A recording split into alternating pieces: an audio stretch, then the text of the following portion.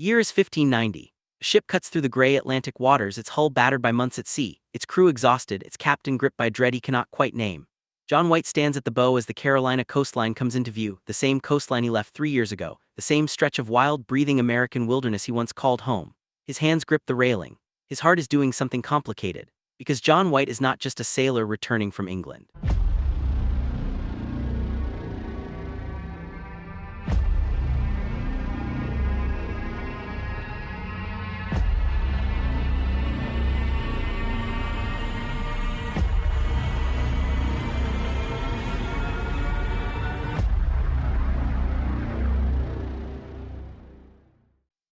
He is a grandfather, and somewhere on that shore, if God has been merciful, his daughter and his granddaughter are waiting for him.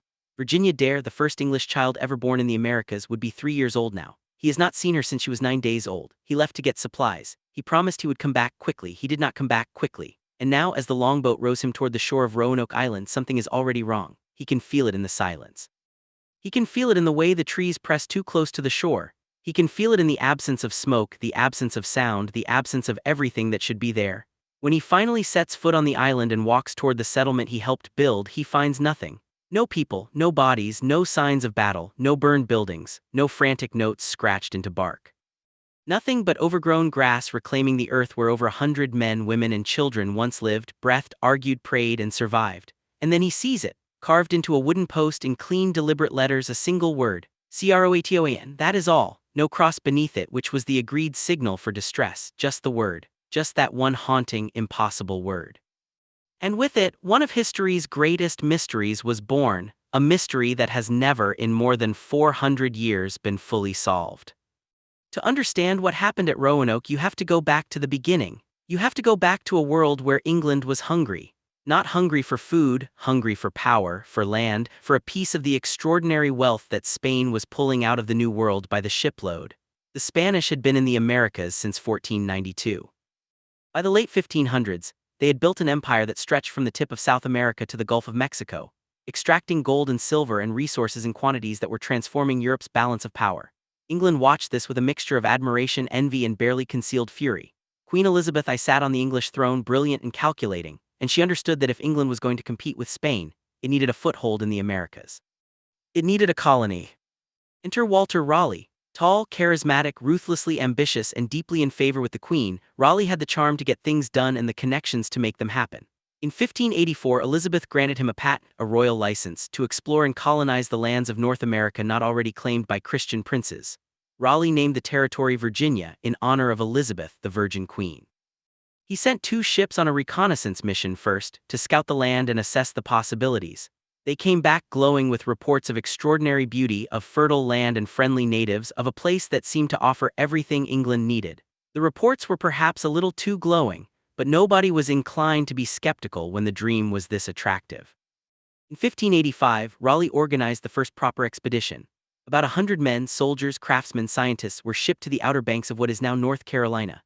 They built a small fort on Roanoke Island, which sits in the waters between the Outer Banks barrier islands and the mainland. This was not actually an ideal location. The waters were too shallow for large ships, the land was not particularly fertile, and the island's position made it vulnerable. But it was defensible, and it was a start. The colonists began to explore the surrounding area, making contact with several Native American tribes, including the Secotun and the Croatoan people, who lived on the nearby mainland and on the island of Croatoan to the south. Relations were complicated from the very beginning. The English needed food and assistance. The native peoples had their own political dynamics, their own alliances and rivalries, and they were understandably cautious about these strange pale men who had arrived with guns and extraordinary technology but also extraordinary needs. One of the men on this first expedition was a brilliant artist and scientist named John White.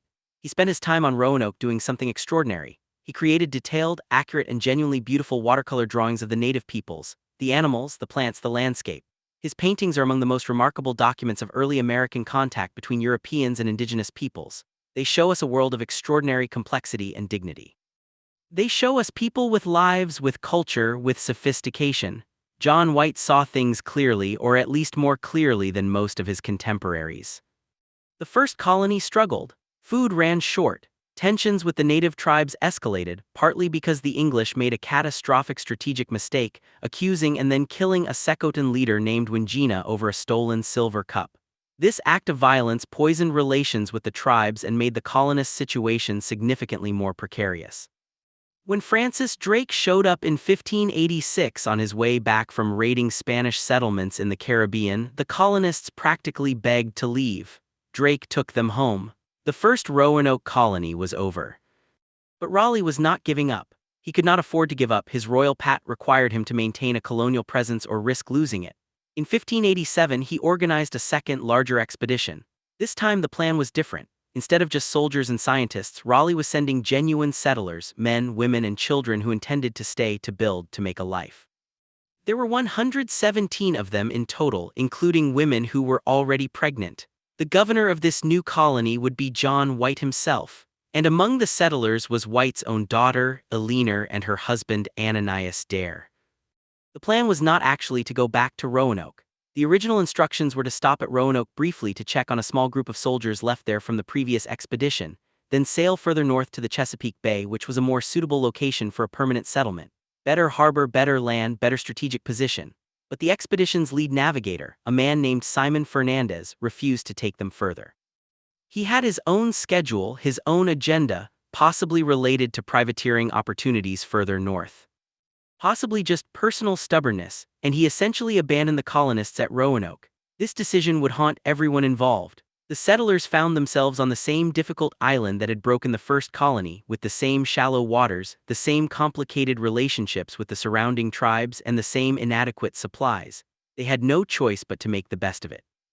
In August of 1587, something happened that was genuinely historic, genuinely joyful, and genuinely heartbreaking in retrospect.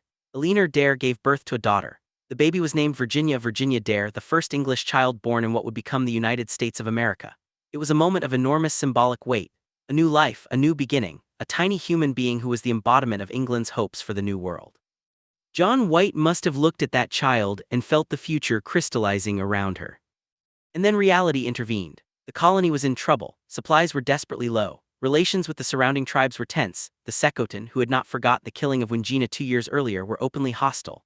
Only the Croatoan people, led by a man named Manteo who had actually traveled to England and back and served as an interpreter and cultural go-between, remained friendly. The colonists knew they needed supplies from England, and they needed them urgently. After much discussion, they decided that John White, the governor, the most experienced man among them, the one with the best connections in England, should be the one to go back and organize the resupply mission. It was not a decision anyone made easily. White himself was deeply reluctant to leave his daughter and newborn granddaughter, but the colony's survival depended on it. Before he left, the colonists agreed on a signal system. If they were forced to move, to relocate the settlement, they would carve their destination into a tree or post. If they were in danger or distress, they would carve a cross beneath the name. White sailed for England on August 27, 1587. Virginia Dare was 9 days old. What happened next was a masterclass in how history conspires against ordinary people. White arrived in England to find the country in a state of organized panic. The Spanish Armada was coming. Everyone knew it. Philip II of Spain had assembled the largest naval fleet in European history for the explicit purpose of invading England, deposing Elizabeth, and restoring Catholic rule. Every ship in England was being commandeered for the defense of the realm.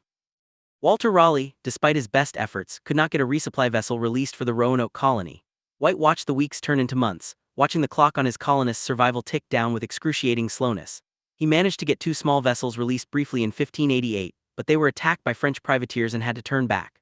The same year the Spanish Armada was defeated, a famous English victory, but the disruption to English maritime activity continued. Ships were still needed, still tied up, still unavailable. It was not until 1590, 3 full years after he had left, that John White finally managed to secure passage back to Roanoke. 3 years. He must have dreamed about it every night. He must have composed conversations with his daughter in his head, imagined holding Virginia Dare, imagined the relief on the faces of the colonists when an English ship finally appeared on the horizon. The ship that took him was not even a dedicated resupply vessel, it was a privateering expedition that agreed to make a detour to Roanoke on the way. White had little choice but to accept the terms. And so we are back where we started. Back to that August day in 1590, back to the longboat cutting through the Outer Banks waters, back to the terrible silence of Roanoke Island. When White and the sailors reached the settlement, they found the palisade, the wooden fence that enclosed the village, still standing but overgrown. The houses were gone, not burned, not destroyed, just gone, as if they had been carefully dismantled. The heavy cannons the colonists had brought had been buried, presumably to keep them out of hostile hands. And then the word, Croatoan, on a post at the entrance to the palisade, carved in clear, deliberate capital letters, no cross beneath it, no sign of distress, just the name. White was, he later wrote, not entirely without hope at this discovery. He knew the word, he knew the Croatoan people. He knew that Manteo, the friendly interpreter, was Croatoan. The carving seemed to say something specific, something intentional, not a cry for help, not a random word, but a destination. The colonists had moved to Croatoan Island, about 50 miles south. That made sense. That was survivable. That was almost, if you squinted and stayed optimistic, good news. But then the weather turned. A storm blew up, the kind of sudden, violent Atlantic storm that the Carolina Outer Banks are notorious for. White pushed to sail south to Croatoan Island to find his family, to complete what he had come so far to do. The privateer captain refused. The ships needed to leave, needed to winter somewhere safe, needed to protect their investment. They would come back, they said. They would come back in the spring. They did not come back in the spring. John White never returned to Roanoke. He never found his daughter. He never found Virginia Dare. He spent the rest of his life writing letters, begging for someone to go look, watching the years pass, knowing that every year that went by made it less likely that anyone was still alive to find. He died around 1606, having never learned what happened to the people he had failed to protect and failed to find.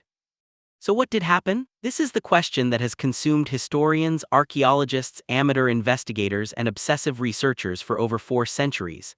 And the honest answer is that we don't know for certain. But we are not entirely in the dark either. The evidence, assembled carefully over the years, points in some directions more strongly than others. The most widely accepted theory among serious historians today is that the colonists did not die. At least, not all at once, not in some sudden catastrophe. The evidence suggests that they survived, that they integrated, that they were absorbed into the local Native American communities. The Croatoan carving points toward the Croatoan people and their island, a people who were friendly, who were connected to the colonists through Manteo, who had both the willingness and the practical knowledge to help stranded Europeans survive. It is entirely plausible, and indeed likely, that the colonists made their way to Croatoan Island and were taken in. There is further, fascinating evidence for this. The Lumbee people, a Native American group from Robeson County in North Carolina, have long maintained a tradition that they are partly descended from the Roanoke colonists. In the 19th century, investigators noticed something remarkable about the Lumbee. They had English surnames. Names like Dare, White, Cooper, and others that directly matched names on the Roanoke colony roster. They spoke English rather than a native language. They seemed to have European cultural practices mixed into their indigenous traditions. This was extraordinary. It suggested that somewhere in the intervening centuries, English colonists and Native American peoples had blended their bloodlines and their cultures, creating something genuinely new. Modern genetic studies have begun to probe this tradition with increasing sophistication, and while the results are not yet definitive, they have not discredited the Lumbee's oral history either. DNA analysis is complicated by centuries of intermixing, by incomplete records, and by the challenges of establishing clear lineages across such enormous spans of time. But the evidence is suggestive. The tradition is not mere legend, it is rooted in something real. Archaeological investigations have added another layer to the picture. In 2012, researchers studying an early 16th century map drawn by John White himself made a startling discovery.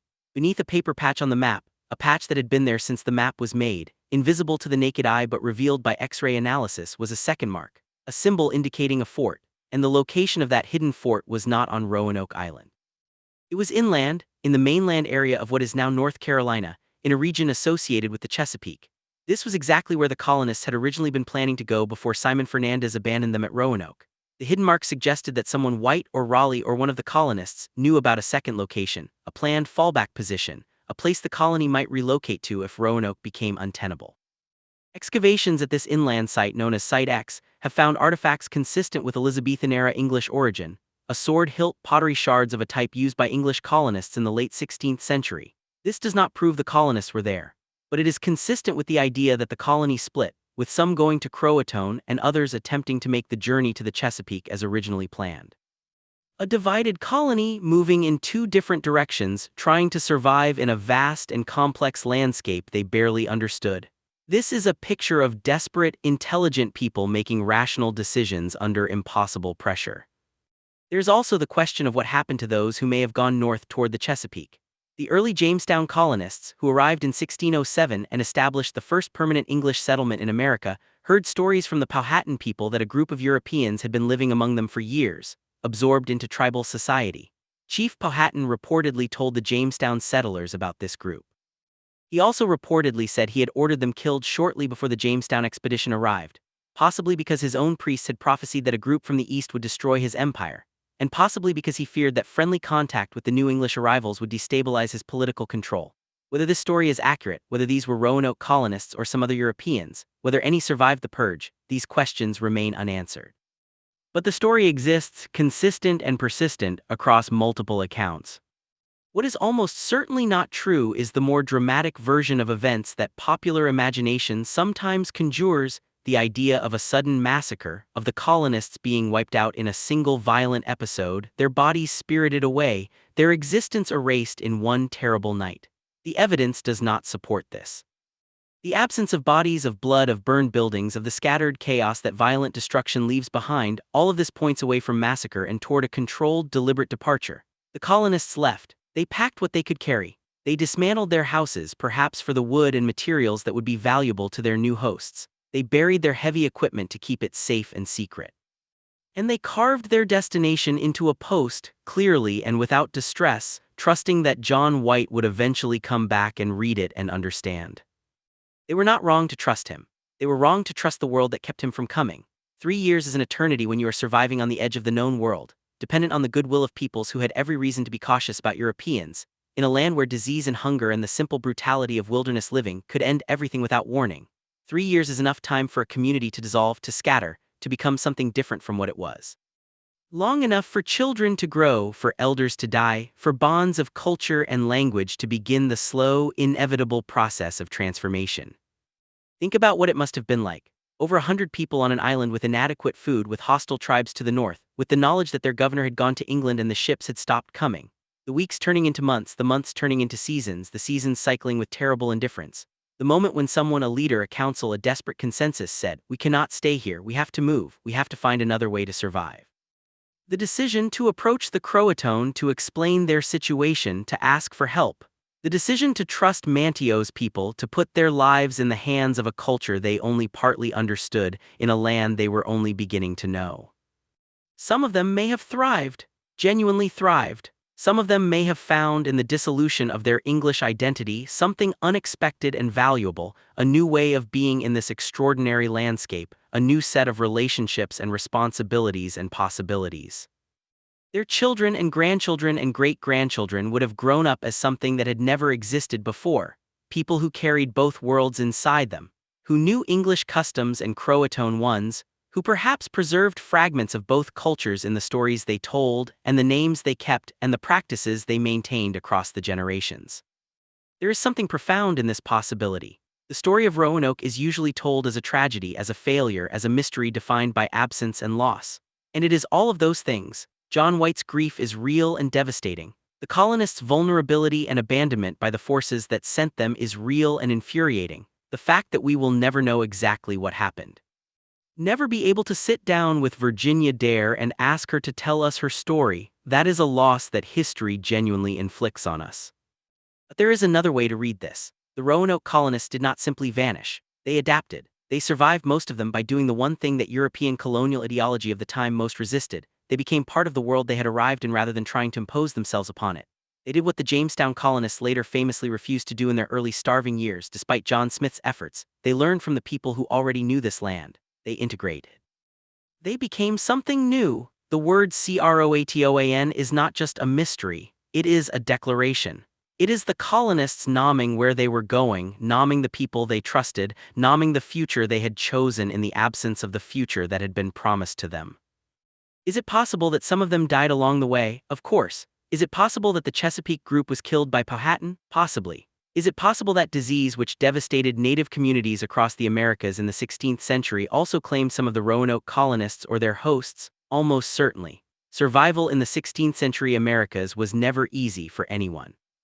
But the absence of mass graves, the persistent traditions of the Lumbee people, the surname evidence, the growing archaeological record, all of this points toward something more complicated and more human than simple disappearance.